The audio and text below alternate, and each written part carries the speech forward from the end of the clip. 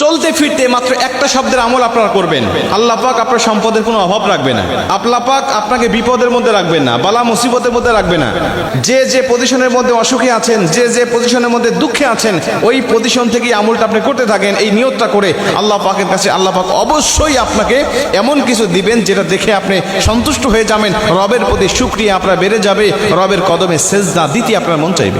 মুসলমান ভাইরা, আমার নবীজি বলেন, মাল্লাযী মাল ইস্তিগফার, যে ব্যক্তি ইস্তিগফারের সাথে আঠার মতো লেগে থাকবে, সর্বসময় তার জবান দিয়ে ইস্তিগফার বের করতে থাকবে, শুধু আস্তাগফিরুল্লাহ আস্তাগফিরুল্লাহ যে ব্যক্তি পাঠ করতে থাকবে সর্বসময়, আমার আল্লাহ পাক তার রিজিকের মধ্যে বরকত দান করে দিবে। আমার আল্লাহ পাক তাকে অবশ্যই এত ভালো কিছু দান করবে যেটা তার জীবনটাকে সুখময় শান্তিময় করে দিবে। আমার আল্লাহ তার অশান্তি, ডিপ্রেশন, চিন্তা ভাবনা দূর করে দিবে। এক কথায় সুখময় শান্তিময় জীবন দান করে দিবে। সুখময় শান্তিময় আল্লাহ পাক আপনাকে জীবন দান করে দিবে যদি আপনি ইস্তিগফারের আমল করতে পারেন। সর্বসময় আস্তাগফিরুল্লাহ আস্তাগফিরুল্লাহ আস্তাগফিরুল্লাহ আস্তাগফিরুল্লাহ রাব্বি মিন কুল্লি যামবি ওয়া আতুবু ইলাইহি লা হাওলা ওয়ালা কুওয়াতা ইল্লা বিল্লাহিল আলিয়্যিল আযীম। পুরাটা যদি আপনি নাও পড়তে পারেন, শুধু আস্তাগফিরুল্লাহ পড়তে পারলেও আপনার অনেক ফজিলত হবে।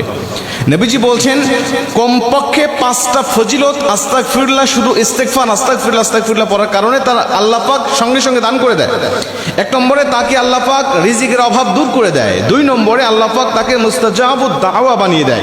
ওই আস্তাগফিরুল্লাহ পড়নেওয়ালা ব্যক্তি যদি আল্লাহ পাকের কাছে হাত তুলে দোয়া করে, আল্লাহ পাক তার খালি হাত ফেরত দেয় না, আল্লাহ পাক তার দোয়াটাকে কবুল করে নেয়। ওই যে ইমাম আহমদ ইবনে হাম্বলের ঘটনা থেকে আমরা জানি, রুটি বিক্রেতাওয়ালা যুবককে ইমাম আহমদ ইবনে হাম্বল জিজ্ঞাসা করতেছেন, তুমি সব সময় কেন ইস্তিগফার পাঠ করো, সব সময় কেন আস্তাগফিরুল্লাহ পাঠ করো, বলো এর জন্য তুমি কি পেয়েছো? উনি বলছেন, হুজুর আমি ইস্তিগফার পাঠ করার কারণে আমার আল্লাহ পাক আমাকে মুস্তাজাবুদ দাওয়া বানিয়ে দিয়েছে। আমি হাত তুলতে দেরি হয়, আমার আল্লাহ আমার হাত কবুল করতে দেরি করে না।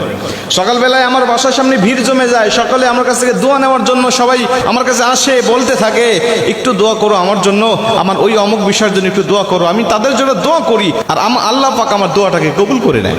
মুসলমান ভাইরা, আমার আহমদ ইবনে হাম্বল জিজ্ঞাসা করলেন, বাবা তুমি বলো, বাবা তুমি বলো এমন কোন দোয়া আছে কিনা যে দোয়াটা এখনো পর্যন্ত তোমার কবুল হয় নাই?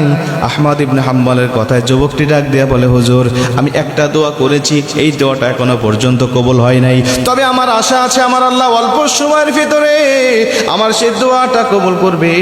আহমদ ইবনে হাম্বল ডাক দিয়া বললেন, বাবা বলো সেই দোয়াটা কোনটা যেটা তোমার কবুল হয় নাই?